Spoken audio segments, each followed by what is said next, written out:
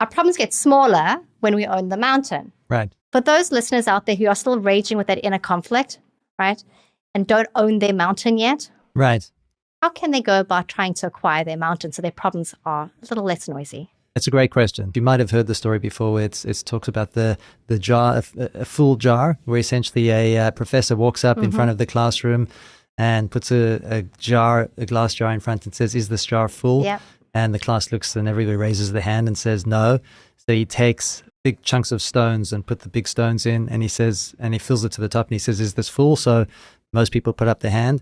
And he says, "No, it's not full," because then he takes like smaller stones and he puts it in the jar and they fall between the big stones.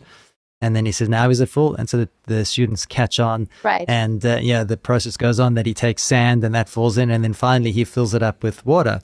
And so the analogy that he's bringing across is actually one of priorities. And I think if you focus on what's important, then the problems become smaller. So if, like you're saying, if you own the mountain, in my mind, it's like if you own your vision, if you own your reality, if you focus on the priorities in your life, then all this stuff becomes much smaller, the sand, and you're not going to leave much space for it. But if it's reverse, if you're focusing on everything else, if you don't have a clear sense of your priorities and you're focusing on the sand, there's not going to be time for the bigger priorities in your life.